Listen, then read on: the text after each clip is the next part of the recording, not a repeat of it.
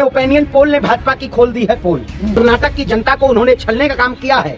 कर्नाटक में चाहे किसानों की बात हो, चाहे महिलाओं की बात हो, चाहे भारतीय जनता पार्टी की कमीशन खोरी की बात हो, कर्नाटक की जनता ने पूरी तरीके से अब की ठाना है, भाजपा को भगाना है, कांग्रेस को लाना है। क्या देश के प्रधानमंत्री ने, आपकी सरकार 4 साल से ज्यादा हो गई कर्नाटक में, आपका चुनाव से पहले देश के प्रधानमंत्री कर्नाटक में गए थे? बताइए पत्रकार महोदय, बहुत मोदी जी कहते हैं, आप गए थे कभी? जब जब चुनाव आ जाता है तब मोदी जी का पैकेज और जुमला झोलो और थोक के भाव आ जाता है। जिस कर्नाटक से शुरू हुई थी राहुल गांधी की विवाद को लेकर, कर्नाटक फिर जा रहे राहुल गांधी और मोदी जी दोनों आमने सामने हो रहे हैं।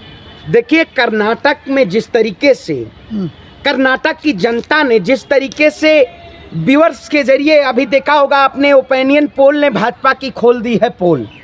भारतीय जनता पार्टी जिस तरीके से कर्नाटक की जनता को उन्होंने छलने का काम किया है, कर्नाटक में चाहे किसानों की बात हो, चाहे महिलाओं की बात हो, चाहे भारतीय जनता पार्टी की कमीशन खोरी की बात हो, कर्नाटक की जनता ने पूरी तरीके से अब की ठाना है, भाजपा को भगाना है, कांग्रेस को लाना है। कर्नाटक ने तय कर दिया है। आप बताइए, कर्नाटक में आए दिन हिंसात्मक घटनाएं होती रहती हैं।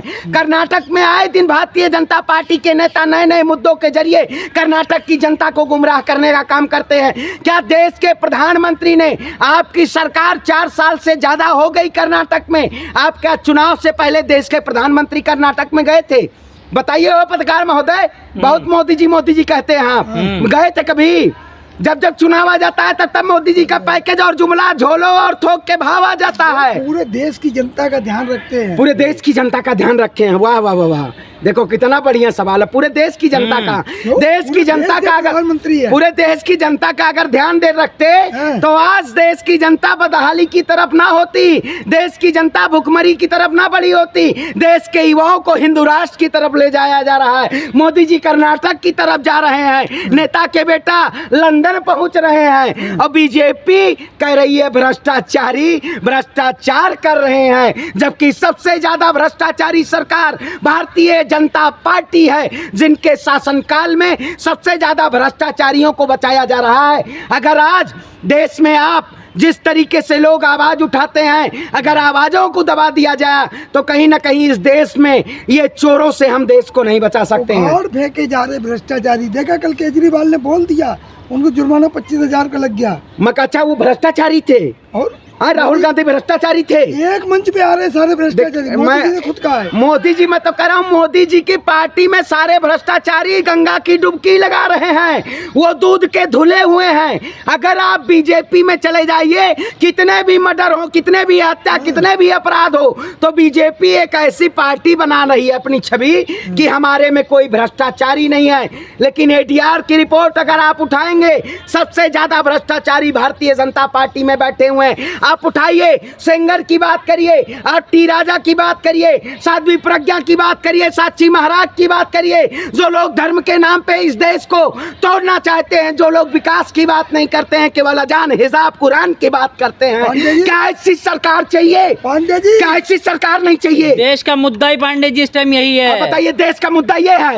देश का मुद्दा महंगाई पे लगाम लगानी चाहिए कि देश का मुद्दा अजान की आवाज पे लगाम लगानी चाहिए? आपसे किया जा रहा है, सोच समझ के बोलिए। जुर्माना लग रहा। अरे भैया, मैं कहता हूँ, हम तो भगत सिंह के वंशज हैं, हमारे ऊपर जुर्माना लगा दीजिए। इस देश को बचाने के लिए मैं कहता हूँ, जब तक इस देश के प्रधानमंत्री राहुल गांधी नहीं बन जाते, तब तक मैं एक वक्त का अन्न त्याग देता हूँ, एक वक्त का अन्न त्याग दूंगा मैं। इस देश का प्रधानमंत्री जब तक राहुल गांधी नहीं बन जाते, ये भारतीय जनता पार्टी केवल इस देश को भुखमरी की तरफ ले जाना चाहती है। इसलिए मैं इस कांग्रेस की पार्टी का एक कार्यकर्ता हूँ, इसलिए इस देश को बचाने के लिए आपने देखा होगा 8 साल आप फिर प्रधानमंत्री, अगले 8 साल तक वो एक टाइम खाना। अरे भैया, 8 साल प्रधानमंत्री नहीं बनेंगे, ये कौन कह दिया? बागेश्वर बाबा से पढ़ के आए हैं, बागेश्वर बाबा ने पर्ची लगाई है। अरे चुनाव नहीं लड़ सकते, चुने हुए चुनाव नहीं लड़ सकते, चुनाव दोबारा राहुल गांधी संसद पहुंचेंगे।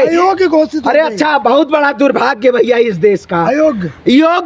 योग्य सांसद को अयोग्य घोषित किया जाता है, अयोग्य सांसद को प्रधानमंत्री की कुर्सी दी जाती है।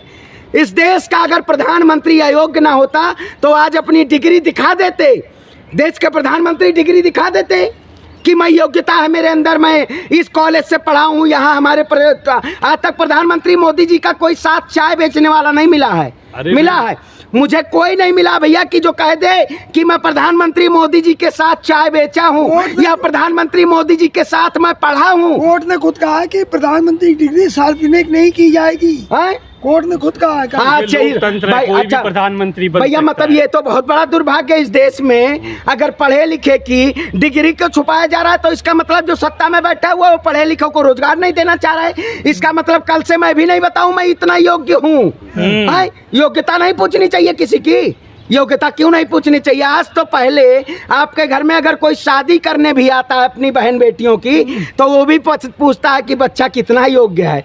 इसका मतलब मोदी जी इस देश को बेच के चले जाएंगे और देश की जनता के हाथों में कटोरा थमा जाएंगे। बस कोई भी असम के प्रधानमंत्री सीएम बन है। सकता है, डॉक्टर या भिखारी कोई भी बन हैं? सकता है। अच्छा हाँ चाय वाला भी बन प्रधानमंत्री सकता जी है। ने कहा था मैं क्या हूँ फकीर। फकीर हूँ, चाय वाला हूँ। फकीर कौन से फकीर है? फकीर तो हम जाने नहीं, आज तक हिंदू में कोई शब्द फकीर होता नहीं था। हिंदू में तो फकीर होता नहीं था। इसका मतलब मुस्लिम समाज को बहुत ज्यादा प्यार करते हैं मोदी जी क्या?